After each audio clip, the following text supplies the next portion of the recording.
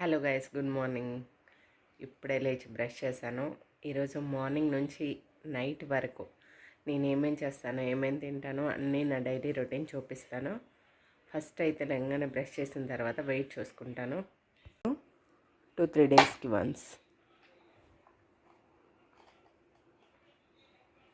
నా present wait వచ్చేసి 63.85.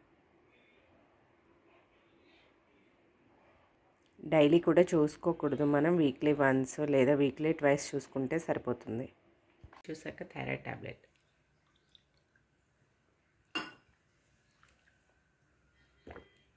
చపాతీలో ఒక గ్లాస్ వాటర్ తీసుకొని వెయిట్ చేసుకుంటాను.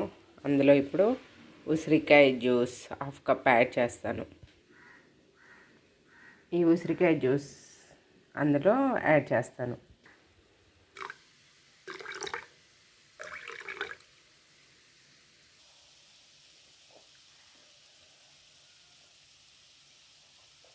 నా బ్రేక్ఫాస్ట్ వచ్చేసి ఓవర్ నైట్ ఓట్స్. దీనికోసం 4 టేబుల్ స్పూన్స్ ఓట్స్ అయితే తీసుకున్నాను. రోల్డ్ ఓట్స్ అయినా పర్వాలేదు, నార్మల్ ఓట్స్ అయినా పర్వాలేదు. 2 టేబుల్ స్పూన్ చియా సీడ్స్ తీసుకున్నాను. అలాగే 2 tablespoon pumpkin and watermelon seeds అయితే తీసుకున్నానండి. ఆ తర్వాత 2 కిస్మిస్ యాడ్ చేసుకున్నాను స్వీట్నెస్ కోసము. దీంట్లో మీరు కావాలంటే నీళ్ళు యాడ్ చేసుకోవచ్చు, ఫ్యాట్లెస్ పాలు, ఫ్యాట్లెస్ కర్డ్ యాడ్ చేసుకోవచ్చు. నేను వాటర్తో నానపెట్టుకున్నాను. ఇలా నానిపోయిన తర్వాత మీ దగ్గర ఏ ఫ్రూట్ అవైలబుల్ ఉంటే ఆ ఫ్రూట్ యాడ్ చేసుకోండి. నేనైతే ఇక్కడ పామిగ్రానైట్ అయితే యాడ్ చేసుకున్నాను. మీ దగ్గర బనానా ఉన్నా యాడ్ చేసుకోవచ్చు, కానీ బనానా రెగ్యులర్గా వద్దు. పామిగ్రానైట్ అయితే చాలా మంచిది. ఆ ప్లేస్లో యాపిల్ ఇంకా ఏదైనా కానీ మీరు యాడ్ చేసుకొని తినొచ్చండి. నేనైతే ఎక్కువగా ఇదే చేసుకున్నాను నా డైట్లో. బ్రేక్ఫాస్ట్ అయిపోయిన తర్వాత నేనైతే బ్రౌన్ రైస్ నానబెట్టుకున్నానండి. నీకు మా వారికి ఇద్దరికి కలిపి ఈ 1.5 కప్పు అయితే యూజ్ చేస్తాను. వీటన్నిటిని చక్కగా 2 టైమ్స్ వాష్ చేసుకుంటాను. రైస్ని వాష్ చేసుకొని మళ్ళీ తగినంత వాటర్ యాడ్ చేసుకొని మినిమం ఒక 3-4 గంటలైనా నానబెడతానండి. ఎంత నానితే అంత బాగా కుక్ అవుతుంది బ్రౌన్ రైస్ ఎప్పుడైనా సరే. మనం అప్పటికప్పుడు నానబెట్టుకొని ఉడకబెట్టుకుంటే అస్సలు ఉడకదండి. కాబట్టి బ్రౌన్ రైస్ వండాలనుకున్న వాళ్ళు ఎప్పుడైనా సరే మినిమం ఒక 3-4 అవర్స్ అయితే నానబెట్టుకోవడానికి ట్రై చేయండి. అప్పుడే మనకి రైస్ బాగా కుక్ అవుతుంది, తినడానికి కూడా చాలా బాగుంటుంది. ఇక్కడైతే నేను గోరుచిక్కుడుకాయ కూర చేశానండి. మ్యాక్సిమం నేను వెజ్ కర్రీస్ చేయడానికే ట్రై చేస్తున్నాను. నాన్ వెజ్ చాలా అంటే చాలా తగ్గించేసాను. మా వారికి బాబుకి అటుకులు ఉప్మా చేస్తున్నాను. దాంట్లో కూడా మంచిగా వెజ్జెస్ యాడ్ చేశాను. మా బాబుకి కూడా నేను ఆమ్లా జ్యూస్ ఇస్తాను, ఉసిరికాయ జ్యూసు. వాడు కూడా తాగాడు. మ్యాక్సిమం నేను ఒక కర్రీ, ఒక పప్పు, లేకపోతే ప్రోటీన్ ఉన్నది ఏదైనా తినడానికే ట్రై చేస్తున్నానండి. కాబట్టి ఈరోజు పప్పు చేసుకుంటున్నాను. మామిడి గుజ్జేసుకొని పప్పు వండుకోవాలనుకున్నాను. ఈరోజు పలుచగా వండుకోవాలనిపిస్తుంది, మామిడికాయ పప్పు తినాలనిపిస్తుంది. సో మామిడికాయ గుజ్జేసి పప్పు చేస్తున్నాను. పప్పు అయితే ఉడికింది, సాల్ట్ వేసేసాను. అలాగే కొద్దిగా మామిడి గుజ్జు అయితే వేస్తున్నాను. తాలింపు అయితే చక్కగా వేగిపోయింది. ఇప్పుడు మనం తాలింపుని పప్పులో యాడ్ చేసేసుకుందాం. మామిడికాయ పప్పు అయితే రెడీ అయిపోయింది. So Emmy. కర్రీస్ మార్నింగ్ చేసుకుంటాను, కానీ రైస్ మాత్రం తినే ముందే పెట్టుకుంటానండి. 12 ఆ టైంలో ఒక 1/2 అవర్ పడుతుంది ఇది కుక్ అవ్వడానికి. సో అన్నం అయితే ఉడికిపోయింది. గోరుచిక్కుడుకాయ కూర అలాగే పప్పు అయితే వడ్డించుకున్నాను. సలాద్ కూడా తప్పనిసరిగా తింటానండి. డైట్ చేస్తున్న కాడ నుంచి తప్పనిసరిగా రోజు తింటానన్నమాట. కర్రీ ఒత్తుగా కలుపుకొని తింటానండి. ఇలా తింటేనే మనకి చాలా మంచిది. కర్రీ ఎక్కువ క్వాంటిటీలో తింటాము, ఆస్వాదిస్తూ తినాలి. తిన్న తర్వాత మాత్రం ఖచ్చితంగా 10 నిమిషాలు వాక్ చేస్తాను. ఇదేదో వీడియో కోసము ఒక్కరోజు చేసేది అని అనుకోవద్దు, కంపల్సరిగా చేస్తానండి. గ్రీన్ టీ అయితే పెట్టుకుంటున్నాను. టైం వచ్చేసి 4:30 అవుతుంది. గ్రీన్ టీని ఎప్పుడు కూడా ఎక్కువసేపు మరిగించకూడదు, ఒక 5 మినిట్స్ మరిగితే సరిపోతుంది.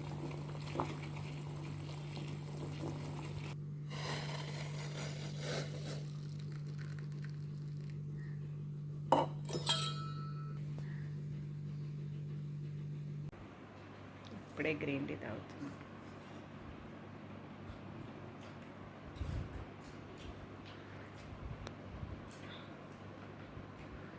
ఇక ఈవినింగ్ స్నాక్స్ క్రేవింగ్స్ ఉంటాయి కదా, అలాంటప్పుడు ఇలా ఆయిల్ లెస్ స్నాక్స్ని తయారు చేసుకోవడానికి ట్రై చేయండి.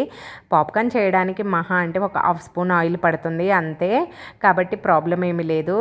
ఇలా అటుకులు, ఇంకా మరమరాలు, ఇంకా ఇలాంటి స్నాక్స్ చేసుకొని అయితే మీరు మీ ఈవినింగ్ని ఎంజాయ్ చేయండి. నేనైతే మా వాడి కోసం పాప్కార్న్ చేశాను, ఇంకా నేను కూడా తినొచ్చు అనే ఉద్దేశంతో ఇలా చేసేస్తాను అనమాట అప్పుడప్పుడు. బూడిద గుమ్మడికాయ ముక్కల్ని ఇలా కట్ చేసి అయితే పెట్టుకున్నాను, స్టోర్ చేసుకున్నాను. వీటి జ్యూస్ తాగుతాను రోజు ఈవినింగ్.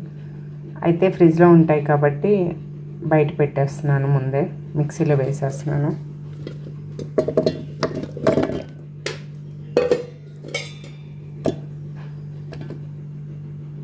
ఆ తర్వాత ఇందులో చిన్న అల్లం ముక్కలు అయితే యాడ్ చేస్తున్నాను. చిన్న కప్ ఆఫ్ వాటర్ అయితే యాడ్ చేస్తున్నాను. ఇక ఈవినింగ్ వాకింగ్ టైం అయితే అయిపోయిందండి. మస్ట్ అండ్ షుడ్గా 1/2 అవర్ అయితే తప్పకుండా వాకింగ్ చేస్తానండి ప్రతిరోజు కూడా. ఒక్కరోజు కూడా స్కిప్ చేయను. మోస్ట్లీ మంత్లీ ప్రాబ్లం వస్తే తప్ప అస్సలు ఆపనండి.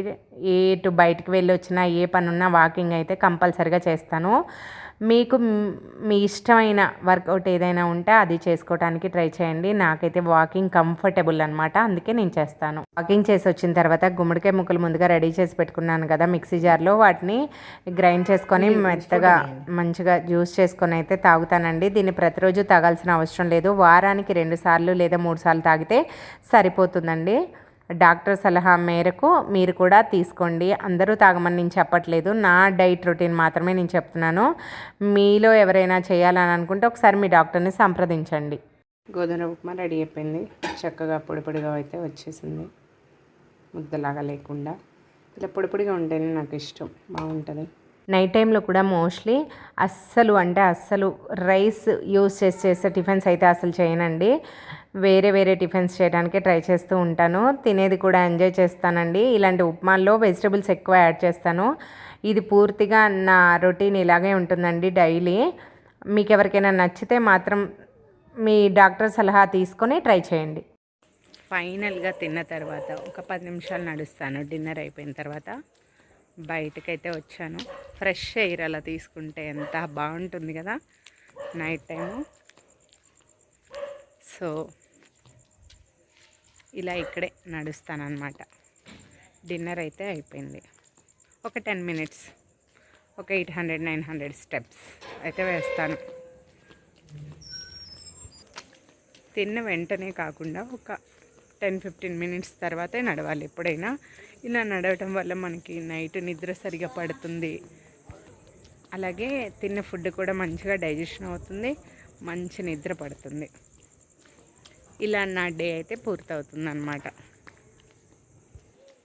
ఈరోజైతే నేను మార్నింగ్ నుంచి నైట్ వరకు ఏం చేశాను, ఏం తిన్నాను అన్నీ కూడా ఫుల్ డీటెయిల్స్తో చెప్పాను, చూపించాను మీకు. మీలో ఎవరికైనా నచ్చితే మీరు కూడా ఈ విధంగానే పాటించండి.